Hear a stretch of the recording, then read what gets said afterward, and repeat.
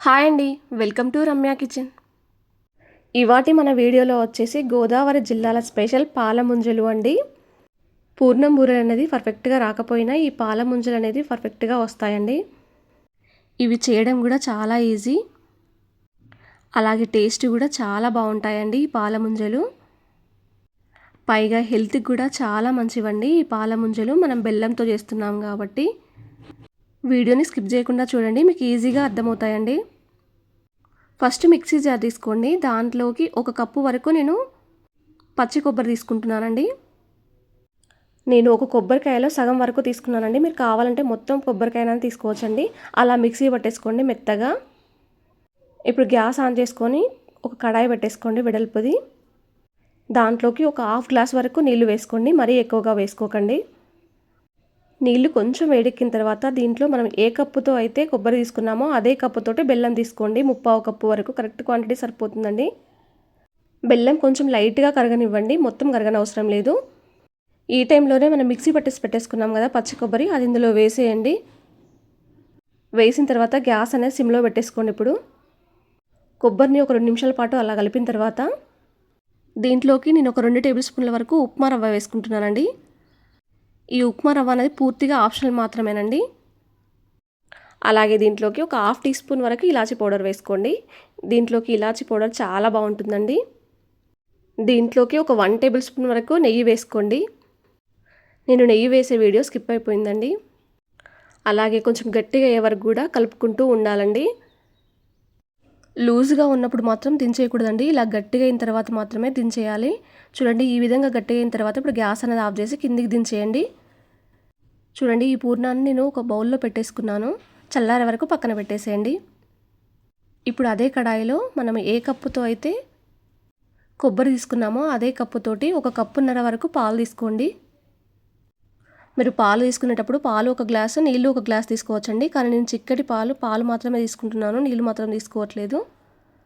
ఇప్పుడు గ్యాస్ అనేది సిమ్లో పెట్టేసుకొని పాలు మరిగేలోపు ఒక బౌల్ తీసుకోండి. దాంట్లోకి 1/2 కప్పు వరకు ఉప్మా రవ్వ తీసుకోండి. 1 కప్పు వరకు బియ్యపిండి తీసుకోండి. ఈ బియ్యపిండి పొడి బియ్యపిండి అండి, తడిది కాదు. అలాగే దీంట్లోకి కొంచెం పించ్ ఆఫ్ సాల్ట్ వేసుకోండి. ఇప్పుడు ఉప్మా రవ్వ ఉన్న బియ్యపిండి మొత్తం కలిసేలా స్పూన్తోని కలిపేసి పక్కన పెట్టేసుకోండి. ఈలోపు చూడండి, మనకు పాలు అనేది మరుగుతున్నాయి కదా.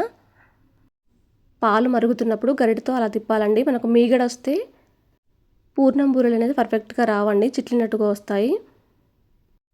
అలాగే మీరు పాలు తీసుకునేటప్పుడు కాచి చల్లార్చిన పాలైనా పర్లేదు, పచ్చి పాలైనా తీసుకున్నా పర్లేదండి.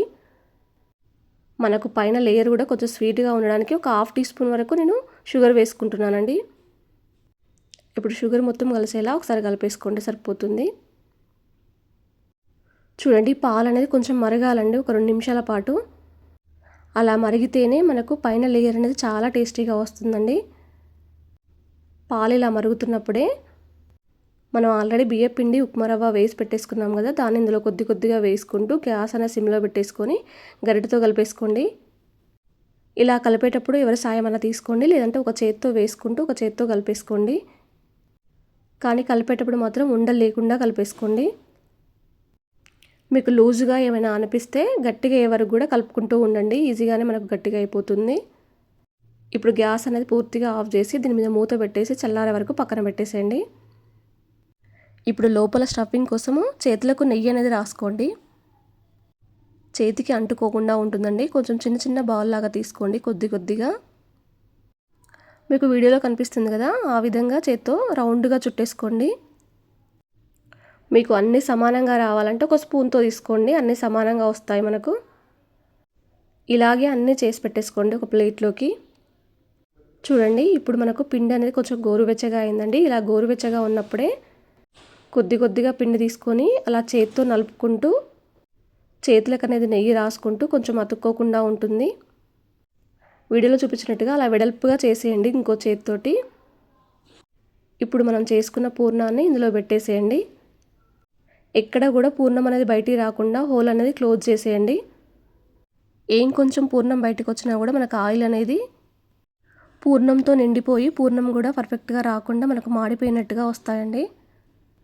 మీకు వీడియోలో కనిపిస్తుంది కదా, ఆ విధంగా చేసి పెట్టేసుకోండి. సైజు కానీ స్ట్రక్చర్ కానీ పర్ఫెక్ట్గా వస్తాయండి. అలాగే అన్నీ చేసి పెట్టేసుకోండి. ఇప్పుడు డీప్ ఫ్రైకి సరిపడినంత ఆయిల్ పెట్టేసుకొని ఆయిల్ హీట్ అయిందా లేదా అని ఒకటి వేసి చూసుకోండి, చిన్నది అలా వేసినప్పుడు పైకి పొంగుతూ రావాలండి. ఇప్పుడు ఆయిల్ అనేది మనకు వేగినట్టు.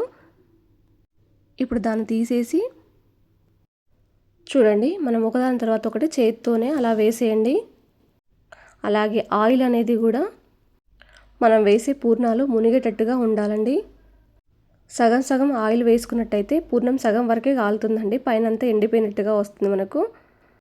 అలాగే పూర్ణాలు వేసిన తర్వాత కూడా 1 నిమిషం పాటు కలపకండి, ఎందుకంటే మనం వేయగానే లేయర్ అనేది స్మూత్గా ఉండి పూర్ణం అనేది బయటకు వస్తుంది. ఇలా కొంచెం కలర్ మారిన తర్వాత ఒకదాని తర్వాత ఒకటి తిప్పేసుకోండి, సరిపోతుంది. అలాగే మనం కడాయిలో వేసేటప్పుడు కూడా ఎన్ని పడతాయో అన్ని చూసుకొని వేసుకోండి. నేను తీసుకున్న కడాయి చిన్నది కాబట్టి దానికి తగ్గట్టుగా నేను 4 వేసుకున్నానండి. అలాగే మీకు లోపల స్టఫింగ్ కోసం కొబ్బరి తీసుకోవాల్సిన అవసరం లేదండి, పెసరపప్పు కానీ శనగపప్పు కానీ తీసుకోవచ్చు. అలాగే ఇవి వేగేటప్పుడు కూడా పూర్తిగా గోల్డ్ కలర్ రావాలండి, అప్పుడే మనకు పర్ఫెక్ట్గా వచ్చినట్టు. ఇలా వచ్చిన తర్వాత జాలి లాంటి కంటైనర్లకు తీసుకొని ఒకదాని తర్వాత ఒకటి తీసేసుకోండి. మీకు వీడియోలో కనిపిస్తుంది కదా, ఆ విధంగా వస్తే సరిపోతుందండి. మీకు ఒకవేళ చేయితో వేయడం కష్టంగా ఉంటే స్పూన్తో వేసేయండి ఇలా. సేమ్ అలాగే అన్నీ వేయించేసుకోండి. చూడండి, నేను ఈ విధంగా అన్నీ కాల్చేసుకున్నానండి. చూడండి, నేను ఈ వీడియోలో చూపించినట్టుగా చేస్తే ఏ ఒక్క పూర్ణం కూడా బయటికి రాకుండా మనకు ఆయిల్ అనేది కూడా ఫ్రెష్గా ఉంటుందండి. అలాగే పాల ముంజలు కూడా చాలా పర్ఫెక్ట్గా వస్తాయి, టేస్ట్లో కానీ స్ట్రక్చర్లో కానీ. మీకు ఒకటి తీసి చూపిస్తున్నాను చూడండి, లోపల కూడా స్టఫింగ్ కూడా చాలా బాగుంటుందండి మనకు. పైన కొంచెం లైట్గా క్రిస్పీగా, లోపల సాఫ్ట్గా ఉంటుంది మనకు. మీకు ఈ వీడియో నచ్చినట్టయితే మీ ఫ్రెండ్స్కి రిలేషన్కి షేర్ చేయండి. ఒకవేళ మీరు ఈ రెసిపీ ట్రై చేసి ఉంటే ఎలా వచ్చిందో నాతో షేర్ చేసుకోవడం మాత్రం మర్చిపోవద్దండి.